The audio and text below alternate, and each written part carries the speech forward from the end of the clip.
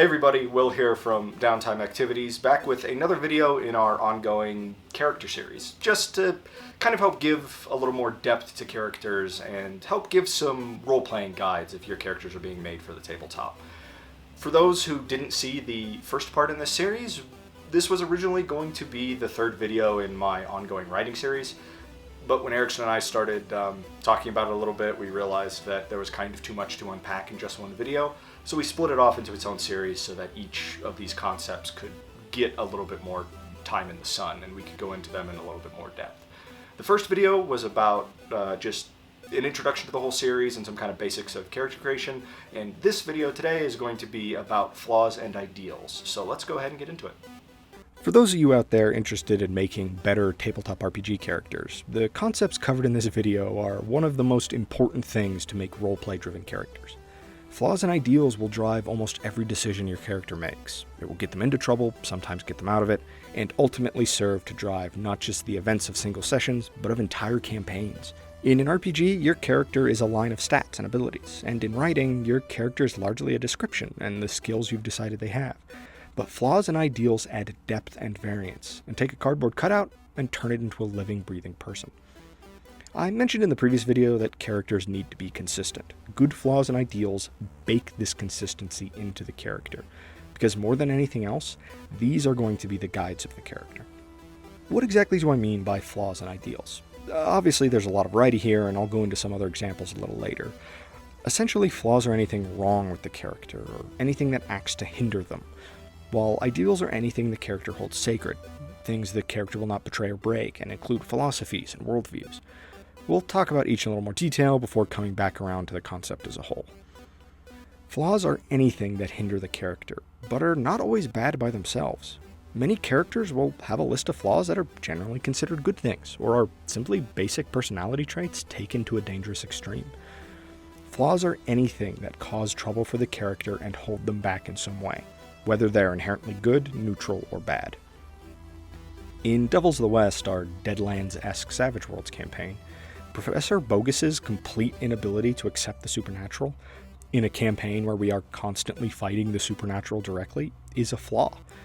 Tabletop RPG systems like Savage Worlds and Metroville actually do this whole concept very well by introducing systems that bake these flaws in at character creation, and thus giving dedicated role-playing guides to your character. No character should be without flaws. Some are going to be relatively extreme or even crippling. Things like a complete lack of a moral compass, an extreme addiction, or a violent rage that flares up in an instant, while others will be relatively light in comparison, or only occasionally cause trouble for the character, like a limp, occasional nightmares, fear of a relatively niche thing, or the like. Flaws are going to be varied, and every character should probably have a couple at least that run the gauntlet. Having multiple crippling flaws presents a huge challenge, and should probably only be done in a few short stories or in campaigns that are going to support it.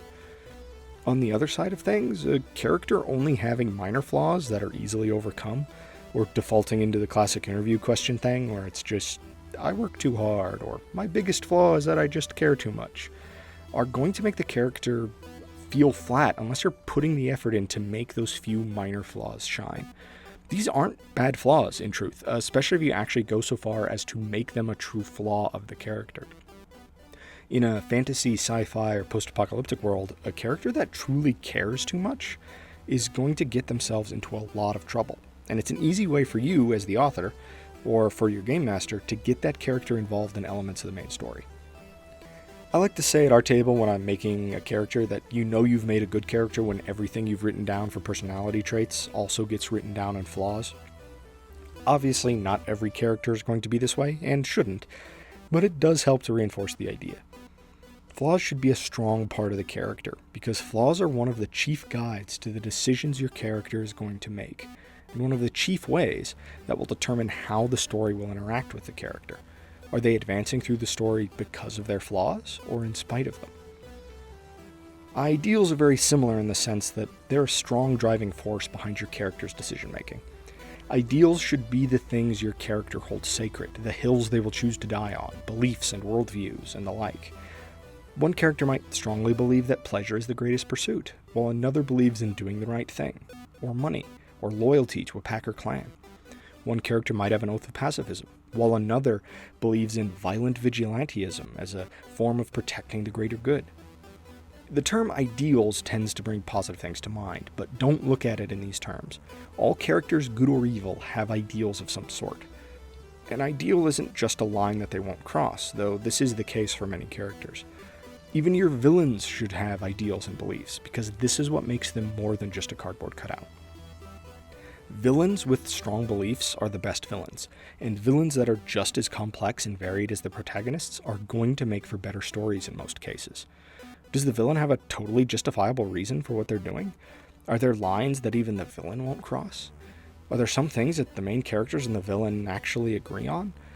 Is the villain driven by a twisted sense of reasoning, or are their ideals just so far removed from those of a functioning society that conflict was inevitable? It's even perfectly possible for the villains and the main characters to have the same swath of ideals and beliefs, and still be in constant conflict with one another. Two criminal organizations fighting over the same score, for example, or two raider groups in the wasteland vying for the same cache of supplies. They might be extremely similar in beliefs and ideals, but they're still going to fight to the death with little chance of reaching any sort of reconciliation. In our ongoing Star Wars campaign, Raiden's deeply flawed view of the galaxy in strictly predator or prey terms is an ideal. It drives many of his actions and flavors how he views all of the other characters, both player characters and NPCs. He struggles with anything that doesn't fit that hard and fast philosophy, which is how it should be, and we may well see that philosophy begin to change by the end of the game. It is also in many ways one of his driving flaws, and directly contributes to his savagery. In that same campaign, we have characters like Toba, who is driven by a hatred of all things Imperial and a need for revenge that overshadows all other things.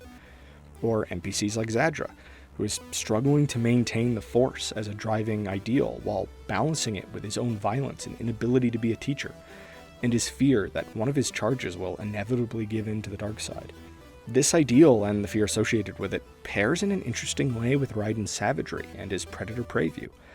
Because not only do Raiden and Zadra have a lot in common, but Zadra, because of Raiden's personality, has made him promise that he'll help kill Manus if he does turn to the dark side, knowing he'd actually do it. Ideals are going to be a thing uniquely associated with your character, but they often cross over or interact with ideals or flaws of other characters. This is an excellent storytelling tool, and this is how dynamics are built within a party. The priest has a vow of abstinence, but the bard is a hedonist, and thus the priest attempts to keep the bard's proclivities from getting him in trouble and steer him away from that path. The characters with deep-seated fears are going to rely on the staunch, fearless protector in the party to get them through those situations, where their fears come rearing up. This is why Zadra, because of one of his ideals, leverages the flaws of another character into a standing agreement to do something that is on morally shaky ground. Zadra might have a personal issue with killing Manus, even if it's justified, but Raiden will have less of those qualms, and Zadra knows this. Flaws and ideals should be constantly interacting in this way between characters, both within the party and without. NPCs will have their own flaws and ideals, and these are going to interact with the flaws and ideals of the main characters. Sometimes they mesh, and sometimes they clash, but either way, they are helping to drive the story forward and define every inter-character relationship, making the world more complex and the characters more lifelike. The last thing that's important to remember about flaws and ideals is that they should be subject to change. There are a couple of things to keep in mind here.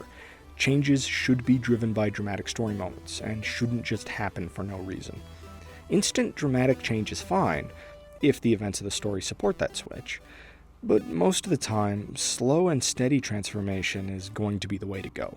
It's super satisfying to have a character evolve over the course of a story. As an author, it feels like you've actually made a world and characters with some depth to them, evolving as the story is told. And as a player in a tabletop RPG, it feels like you've made a character truly ingrained in the world that your GM has made, and one that is responding accurately to the flow of the story. Of course, some characters won't change at all. We're going to cover character change in another video in the series, but it is worth talking about here because of how it interacts with flaws and ideals.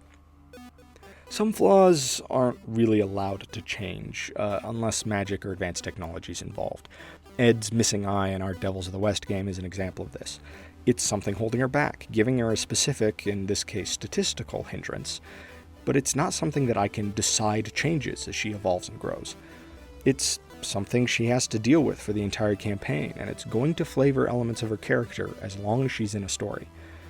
Even beyond this, the rest of her character flaws, like overconfidence, grim personality, and directness of approach to problem solving, I don't want to change, because I feel like those personality flaws make her more interesting. Flaws and ideals should be the hard and fast guidelines of your character, hemming them in on both sides and constantly getting your character involved in the story, or giving them grief at every turn. If they change, they should do so in response to the events of the story themselves, either getting better or getting worse. And it's not a bad idea to replace the ones your character loses with new ones. Maybe cowardice gets replaced with bravery, or even worse, a numbness to danger. Maybe distrust gets replaced by loyalty, or descends into paranoia.